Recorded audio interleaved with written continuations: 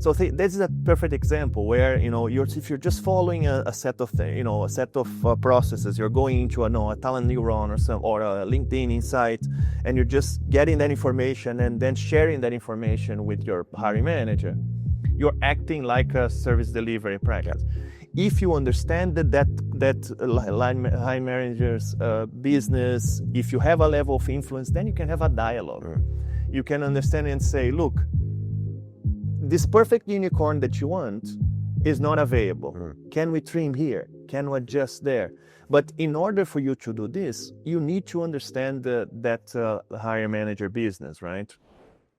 You're very welcome to another episode of the Hiring Excellence Podcast. I'm Johnny Campbell, CEO of SocialTalent, and I'm joining you today from Barcelona, well actually Sitges, just outside Barcelona, from Villarosa, where we're hosting a bunch of fantastic talent acquisition leaders for a few days talking about the topics that are most current and most on our minds. And with that, it's a pleasure to be joined in person for a change on the podcast with Elias Albino.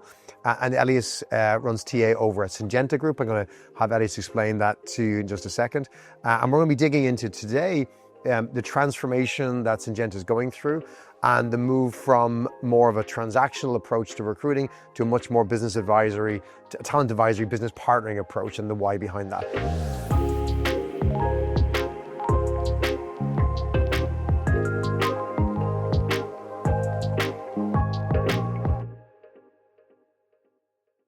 Elias, you're very welcome to the podcast. It's great to have you here in person.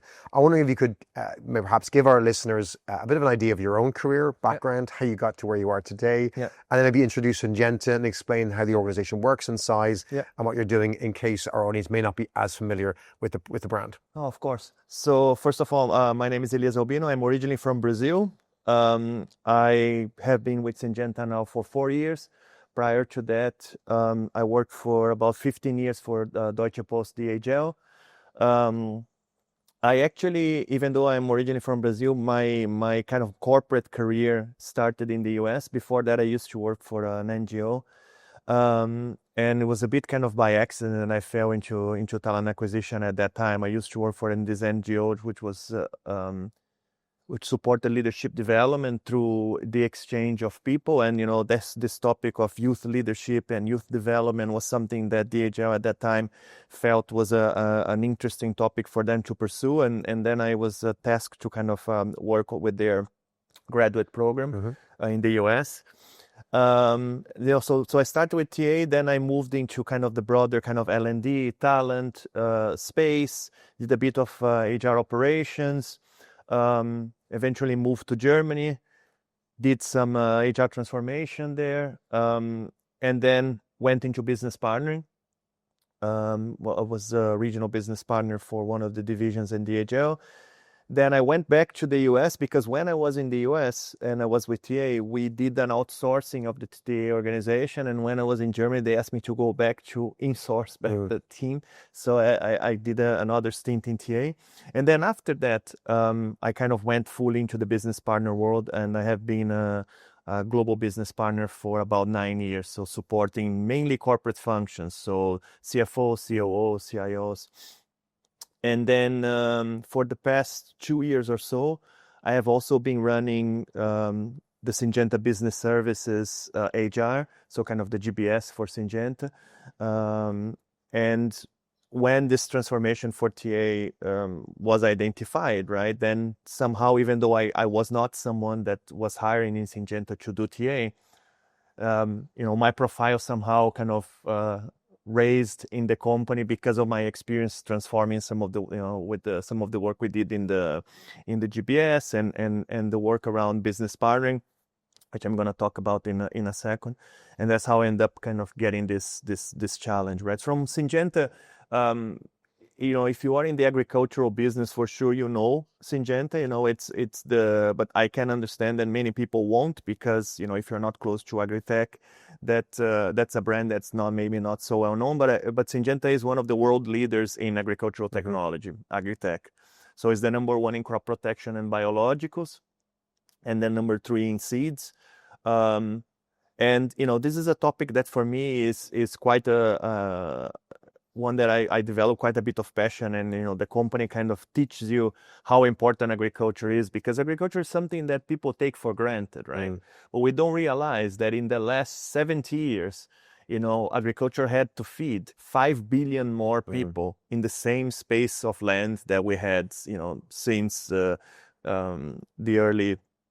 beginning of the century. And the biggest challenge is that with China growing, India, and all these countries growing, you were expecting by 2050 to have about 2 billion people more. To have those 2 billion people more, we need to produce about 50% more food than we do today. So from that scenario, it's Syngenta really plays a very important role, because what the agricultural technology does, and people sometimes don't connect the element around agriculture and technology, right? They think agriculture is something manual or labor, but the reality is that the yield of the farms, especially the big farms, is incredibly dependent on the products that you use, the technology you use, from a soil health perspective, from a crop protection, biologicals, and everything. So Syngenta is a large company with about 60,000 employees. The group, about 30 billion in revenue. Of course, the industry itself has been going through some very strong headwinds in the past years, mostly as a result of the post-COVID world, where there was a huge increase in supply, and especially new players in China and India started flooding the market with generics. We are in our industry, we're facing a situation similar to when the generics were introduced in life science, right? Where you just have to find your way to differentiate. So that's about that's about it. I guess from a Syngenta perspective. I don't know if you have any other specific questions. Well, last night we shared lots of other opinions and questions, and you were able to bring a fascinating insight, and growing up in Brazil, moving to Europe, and everything else, which we won't go there for this podcast. Yes. I'd love to know about the transformation. Obviously, you have a background in transformation, and I'm gathering the best person to do a transformation is a transformation expert. You probably don't like the word expert, but someone who's had a history of transformation. I'm sure there's a lot of learnings there. Yes. And probably that applies to any area, and particularly in HR. Why, or what sparked this transformation, particularly in TA? What was the before, and what was the reason to now change it? Okay. So, well, first of all, right, generally, when transformation happens, right, it's very easy for you to discard the past, right, and ignore everything that has happened. But many things have a reason to exist, right? And in the case of in our case, there was a very sound logic for why we were structured that way. So basically, when the Syngenta Group was created, by combining several business units, there was a decision that we wanted to have a lean group with empowered business units, because this was the time, shortly after COVID, where the business was booming. We grew, some of our business units grew 25% in 1 year. So at that time, it made a lot of sense to have as a decentralized organization as possible, because TA had to jump into whatever need that specific country, that specific business had. Well, the situation has changed, as I mentioned, with the influx of the generics, and with all the headwinds that we faced, the company, also the margin of the company eroded quite a bit, and then it was the time to start looking, okay, what can we do to change that? And as a general strategy for the company, we have our strategy divided by 2 phases. The phase 1 is about getting fit, which is navigating through some of this headwind. And then phase 2 is about accelerating innovation, because another thing which I didn't mention from a Syngenta perspective is that from an R&D perspective, we have the strongest portfolio of all of our competitors. So from a future-proof perspective, we are in a really good place. But if we don't sort out this phase 1, then you might compromise that innovation piece. So that's what happened, right? So we had multiple TA organizations, by BU, by region, sometimes by country, by function. Our IT team had its own small TA organization. So now we are consolidating everything, which is the biggest step And again, to align with the business, I'm also aligning our strategy from a TA perspective from this kind of phase 1, phase 2 point of view. So in the phase 1, we are consolidating the teams. We have reduced already our team by about 30 FTEs. We still have about 80 in our team. But everyone today is an end-to-end recruiter.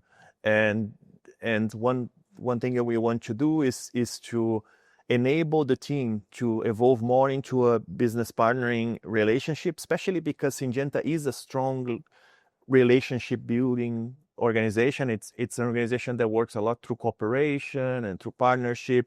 So having that relationship with stakeholders is very important. But the problem is that in order for someone to have those capabilities and be able to spend time with the business, understand the business, have that influence, you need to free up capacity. And so to free up capacity, we're also setting up a layer of operations, TA operations, and the initial steps of a sourcing layer capability, that also includes, talent intelligence as well as executive recruitment. But again, it's the first steps, right? It's the main focus for the phase 1 is to making sure that we're leveraging the synergies across the BUs so that we can optimize the team. So you're moving. This is a moving car that you're trying to upgrade as it's moving. Yes. So going from a situation where recruiters were 360-degree recruiters working, locally in an OpCo, a GEO, whatever that might be, reporting, I imagine it's local HR. Yeah, local HR. I guess you flick a switch and say your reporting line changes. Yes. But I imagine, day one, the recruiter stays working on the same rec she's working on for the same business unit. Yes. Do you plan to keep that alignment, that the recruiters are still aligned, although centralized in their reporting structure and now part of a global team? Will they still serve as the same business units, geographies, etc., or are you making some changes there? Yeah. So from a placement, from a workforce placement perspective, we are consolidating. We did a lot of work already in consolidating the teams in some centers which we have across the world, which are leveraging the broader capability for service delivery. We will keep for sure talent partners in some of the key geographies because, as I mentioned, Syngenta is a relationship company, so you need to have, like in places like France, in places and in other places where you need to have that relationship. But going back into their point around the how do you organize from a geography perspective, we're trying to have a combination of both vertical and horizontal, meaning that the vertical piece will be that the teams still organize themselves broadly as regions, covering multiple BUs instead of one BU each, but covering multiple BUs. But we're also establishing this concept of the communities of practice, which cut across the regions for areas like, for example, in our business, production and supply is a really big piece of the puzzle from a TA perspective, IT and digital. So the idea is that you have the teams organized by region, but you form a community of people that exchange, best practices and engage and develop that expertise around an horizontal line and this is something that we're still developing, but the idea is that also like some of the senior stakeholders in those functions, in those areas, will also have some type of, single point of contact, like a SPOC. So that's what we're trying to do from, to keep that geography still aligned, but providing a bit more structure to the functions and teams who have also a global type of organization. And did you start with a common system? Did you always have the same ATS or CRM, or have you had to try and consolidate that into one system? Yeah, no. So we have been for the past 2.5 years with Smart Recruiters, and our HR system is Workday. This morning we were just talking about ATS, and the challenge is that I don't think I ever seen a team that loves their ATS or loves their integration with their HCM. Like it's, from the back in the day with the Taleo times, to success factors, and I've seen so many of these ATSs.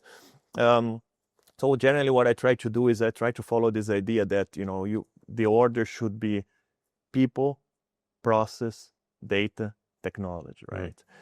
So from that point of view, we intend to allow the ATS to land for a little bit longer, because also we're in the middle of this transformation. I don't want to add another element of transformation. Yep. And smart recruiters in the end of the day is kind of meeting the requirements, let's just say, is a move into some type of integrated platform with Workday, because we have our talent management in Workday. A possibility, yes. Is it happening in the short future, in the long future? I don't know, but the idea is that we at least now have all the teams in the same ATS, with the exception of two of our business units. That one that is the generic business unit, Adama, who has a different brand, so they have a different ATS, and our China business, which is very, very big, which is also in SuccessFactors. Is there a seasonality to the hiring in different parts of the world? I ask that from the perspective of, is there an opportunity to leverage downtime for, traditionally when they were decentralized, I imagine some teams had quiet periods whilst other parts of the world or the businesses were crazy busy. And is there an opportunity now that folks can move their resources to a different business unit whilst they're quiet and move back? And how has that played out? Yeah, look, and that's actually a big challenge we have, which is, seasonality is one element, but there's also the element of the diversity of the BUs. Because in the ag tech business, the seeds business and the crop protection business are very different business. They have very different needs, very different seasonalities. And so, for example, our seeds business now is going through a big transformation around really focusing on some of the high growth markets and, adjusting headcount and everything in areas where that's not the case. So you have, now that we've combined all the BU teams into one, right? You have the seeds, which was the team that was the seeds team, with capacity available, and then other areas where you don't. And then you end up having also these geographies, like, for example, our North America business is now more in a stable situation, and it's not growing as fast as it did in the past. So there's much more concern around headcount. In Brazil, for example, where it's booming, then there is much more demand. And the thing is, because of these historical challenges, some of these teams, they are still adjusted to the previous reality, right? So we are having to make sure that the teams kind of support each other and leverage that capability. And that's one of the reasons which, I've been speaking with the team openly about this, that as individuals leave the team, I don't have any intention of doing any further layoffs or anything like this, but as people move on, natural attrition, we will be replacing most of those roles in our centers in Montevideo, Budapest, and Pune. Just because this gives us much more scalability, right? Than what we have today. When you look at you mentioned the people, processes, and then you mentioned a third thing, and then data and tech. I love that. Process-wise, have you had to standardize all the processes? Were there common processes for how we hire, how we raise a rec, how we disposition a candidate, et cetera, or do you have to bring all that stuff in? Yeah, so we are in the process of doing that, right? You mentioned, we are building the airplane while flying, right? So we are actually, next week I have our steering committee for the we call Evolve TA, the project. And there we're going to be presenting the new global process. The idea is that, today we have extremely fragmented processes between India, Europe, North America. And the idea is now we're going to have one standard global process, including the key defined handovers for the TA operations organization and the sourcing layer in that we're establishing. So, this is not an easy thing, because you take, for example, a country like Switzerland, which is our headquarters, right? And, it's headquarters, so you have that kind of VIP white glove mentality. And the team who is mostly in Budapest supporting Switzerland, they really struggle, because sometimes they don't understand why there are so many of these variations. But before, we didn't have a global process that I could go to the Swiss team and say, look, this is our global process. What you're asking to do is not in scope. Now we can. So this now will generate this next level of discussion of saying, look, this is the global process.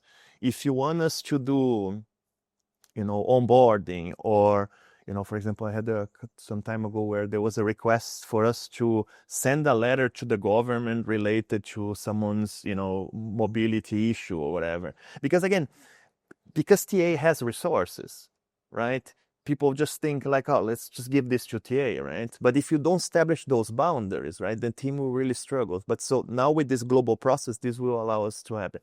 Again, maybe in the future I can share how successful that was, because it's early days, but that's a big challenge. Well, how are you thinking about flex in that? Like, Yes.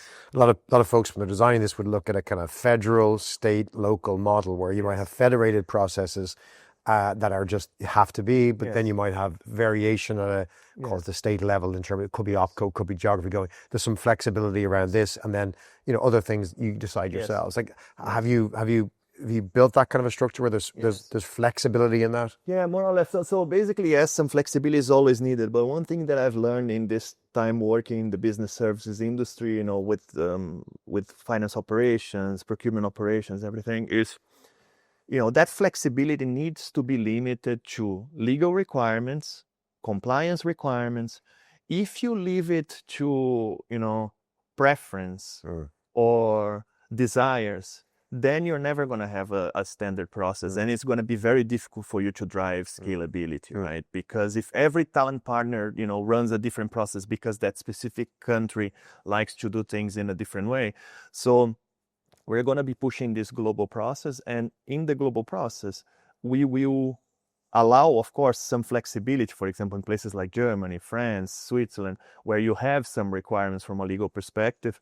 Those will, of course, be accommodated, but that's it, right? Like, we cannot allow for this, this whatever country prefers to do. I want to get into the people piece, and particularly the business partnering piece.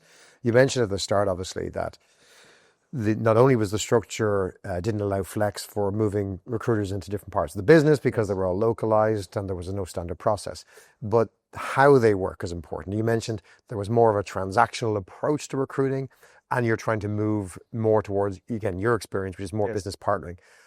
Define transactional. What did that look like? How did that show up? And then maybe share with me your view of what does it look like to be a business partner in a recruiting context, and how do you get there? Yeah, look, and again, I don't have the answer yet, right? But that's part of the journey. But the thing for me is, the analogy that I always make with my team is that, it's similar to what HR went through, when you had this move from generalist to a business partner. What is the difference between a generalist and a business partner? And of course, there are many, many things that are, taken in consideration. But for me, I think in my experience, the number one thing that differentiates someone that is a generalist and someone that is a business partner, even though sometimes the titles can be interchanged, right, is influence. Is this capacity that you have of influencing the decision, be it the business decision, be it the hiring manager decision. And I think that's one of the main challenge that I see with the team, where, when you are purely a kind of a end-to-end 360 recruiter and you're just kind of an order taker, you will be treated as an order taker. You will be seen as a service delivery organization, which there's nothing wrong about being a service delivery organization. But in some cases, like if I look into some of the escalations that I get from our senior stakeholders, like had two, this week, they are mostly related to this element around, look, your recruiters, they do a good job. They fill the job in the, fairly reasonable amount of time. They do what needs to be done, but they don't understand my business. They don't understand my need, which creates a lot of frustration. I can give you an example, right? Where recently I had a senior stakeholder come to me and say, look, your team came to me and said that there are no candidates at all available with that set of skills in that geography that I'm looking for. That's crazy, because I know company X, Y, Z that has those people. So this is a perfect example where, if you're just following a set of processes, you're going into a talent neuron or a LinkedIn insight, and you're just getting that information and then sharing that information with your hiring manager. you're acting like a service delivery practice. If you understand that line manager's business, if you have a level of influence, then you can have a dialogue. You can understand and say, look, this perfect unicorn that you want is not available. Can we trim here? Can we adjust there? But in order for you to do this, you need to understand that hire manager business, right? So that for me is one of the most important things, is that we had a kind of a change management call some time ago, and one of the speakers there was speaking about this motto from the Navy SEALs, which is, slow is smooth, smooth is fast, right? And that's why it's something. Slow is smooth. Slow is smooth. Smooth is fast. Smooth is fast. Explain that to me. This is this idea that, if you just operate like, with a very kind of fast-paced type of mindset, in the end, you don't get the fast result. If you operate with the right mindset, sometimes slowing down to go fast, in the end, you get a much better result, right? And that's a bit of the challenge that I have with the team, because if you're just in that kind of operational mindset of closing racks, 40 racks to fill, yes, busy, yeah, and you don't spend time speaking with the line manager, understanding their business, understanding what the issue is, understanding truly the capability, where things are going, what is the market, what is the pipeline of candidates. That's where I see which again, I see a lot of similarities to the generalist world, where a generalist can also be in the same thing. It's very common for a generalist to just be in the flow of, going to work day, feeling this, opening a position, responding to people. There's so much stuff that is very easy for you to get distracted, right? So that's why, in order for you to build that capability in becoming a talent partner, a true talent partner, one of the things that we need to do for sure is free up capacity through things like automation, through things like optimizations of process, because if they are just every day just kind of completely overwhelmed by tasks, then you cannot be a partner. Agreed. I think there's two things that I see. You got to have the time to be a talent advisor, and then you have to have the skills and capability to be a talent advisor. Exactly. So walk me through, what are you doing to free up time? Yeah. And what are you doing to build skills and capability?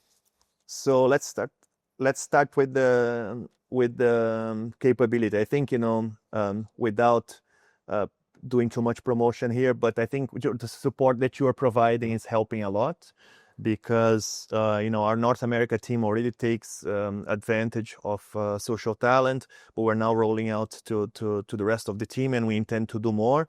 But build those capabilities and have this constant kind of learning mentality is very important. And on the capacity side, right, the most important thing is really identifying the areas where the recruiters are spending a lot of time.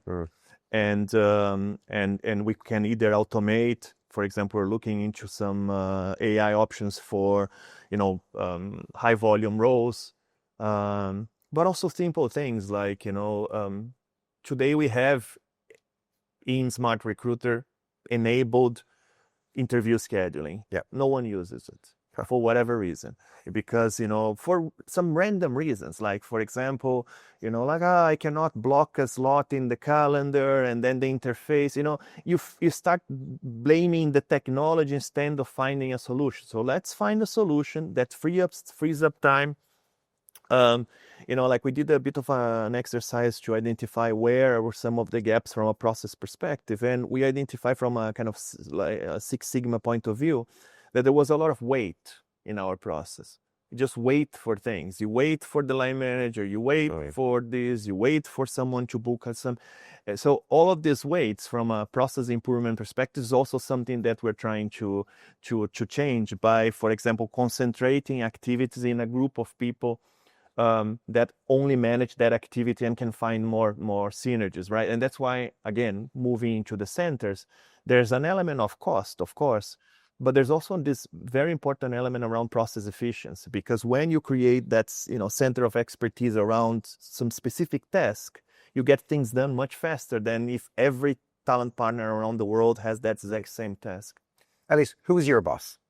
My boss is Arman. He is the head of talent and culture. So if I'm Arman, Yeah. I'm coming to you and I'm saying, every 3 months I want to know how's it going. Yeah. How are you thinking about measuring, if you can, the fact that you were building a capability to be talent partners? How would you measure that and prove to your boss, to the business, that we are getting this capability? Yes, How do you think about that? From a capability perspective, right? I think the in the end of the day, what I would like to do, and it's not something we'll do this year because there's too much going on, but I would like to implement some type of NPS approach.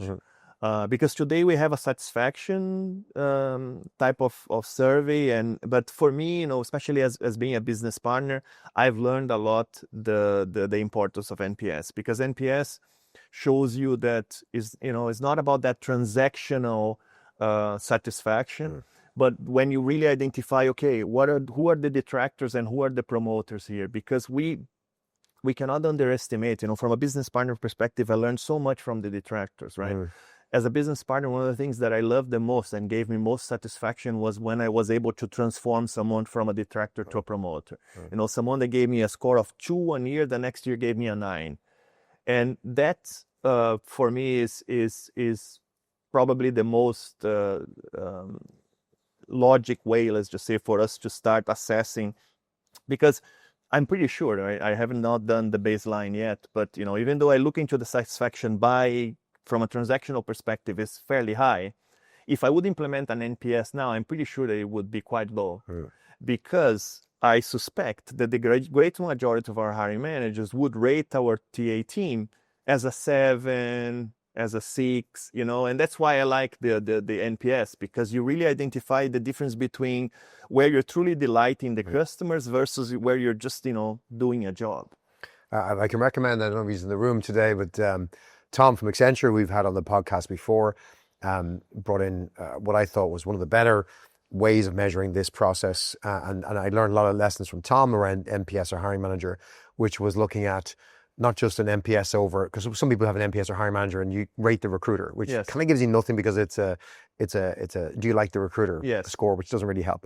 As opposed to defining, and Tom and Accenture's benchmarks were 4 or 5 key questions, which are around how we measure that the recruiter is doing the things of a talent business partner. For example, do they recommend a structured interview process? Do they bring talent insights? Do they help shape your need? Do they give you, the correct comp and bends information and support you on that? So it's very tangible things, and that's what they rated, and we're able to see then across the board to see are our recruiters doing the things that a talent advisor should do, as opposed to are they popular?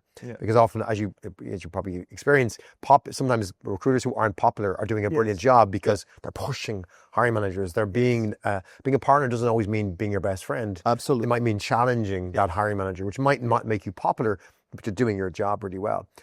I'm going to bring to a close in a couple of minutes. I'm very conscious of your time, Elias, but what advice would you have from your broader HR experience and the particular transformation at the moment to any other talent leader who's listening to this podcast, who's going through a similar transformation or about to start this transformation? Do you have 4 or 5 key lessons learned, do's and don'ts from the mistakes or the positive things you've done in the past that you could share with us? Sure. Well, I think if you're doing a similar transformation, one of the first things that I did with the team is, they saw themselves before as a community, because they were, they operated as a community. And, one simple mindset shift that we're doing is, no, you're not a community anymore. You're a team. Because one of the challenges that I had, and I think some people might have as well, was that this topic of adoption.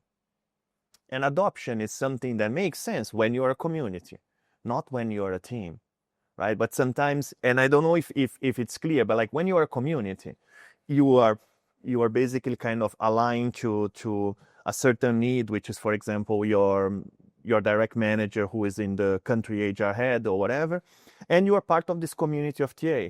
So you have to be kind of, aligning to both, but in the end of the day, your line manager is your boss. So then you operated as a community. But when you bring everyone together, several members of the team keep that mindset of community and say, well, but this doesn't work in our country, or this doesn't work here, or it doesn't work there. And it's a big shift in mindset, to really have everyone think and act as a group, and then because that's when you can allow things to happen, like you mentioned, be able to redeploy resources. Because before, everyone was like, no, this is my job. I work for North America, right? I work for sourcing North America or Europe or whatever. So I think it's an important one. The other one, I think, on the partnering, right, and this is more from a business partner in general, is that, something that I've learned is this great book called Influencing Without Authority. And I cannot remember the author now, but in that book, right, they talk about how influence is a currency. And as a currency, in order for you to withdraw that currency, you first need to deposit. So I think that's one tip that I learned as well, which is, if you're doing a transformation like this, or even if you just want to be a business partner, how much are you depositing into that relationship? So you're building that trust. You're doing what needs to be done. You're engaging. You're spending the time with the manager and everything. So that when you have to push back, when you have to challenge, then you have the currency accumulated to withdraw, right? I think that's a very important one as well. And then, I think from a TA perspective, again, this piece that I spoke about, the people, process, data, and technology, is something else that, not only in TA, but even in broader HR and other areas of operations, I've learned that it's a very important one, because it's very common for you to put technology, for example, first. And then you develop your process around an ATS or a system. And then, you then realize that your people are not then ready for this. And then your data doesn't feed into this. So, in the end of the day, I think, have the right people, develop the right process, make sure that the data is the data that should be there and meets the requirements. And then whatever tool or in the case of TA, whatever ATS fits there. Because I as I mentioned before, I don't think I ever met anyone that says, wow, I'm super happy with my ATS and I cannot find anything else. I wouldn't change it for anything in the world, right? So I'm yet to meet them. Yeah, exactly. So is it the best thing to keep pursuing that perfect ATS, or just focus on your people, your process, and your data, and work with whatever ATS is more feasible for you? I love those 3 pieces of advice. So looking from community instead of community, making a team. Second of all, the concept of currency, and you got to earn the currency before you can take it away in terms of that transaction as a business partner, which is wonderful. And the third piece being that those 4 areas: the people, the processes, the data, and then the tech comes last. I love that order. 3 great learnings to hopefully share with anyone listening. If anyone wants to reach out to you to specifically ask you about how you did things, what you're doing, if they're inspired by this conversation, LinkedIn a good way to contact you? LinkedIn, yeah, I think LinkedIn is the easiest one. Yeah, fantastic. Sure. And I can attest to Elias being a very open, supportive, and helpful person who will give you good advice and doing a wonderful job. Elias, thank you so much for joining us on the podcast today. Pleasure to have you here, and thank you for joining us and listening today. Thank you. Don't forget, you can watch the podcast weekly on YouTube and LinkedIn, and you can subscribe on your podcast apps, Spotify, Apple, or wherever you find your podcasts. We'll be back again next week with another great show. Thanks for listening.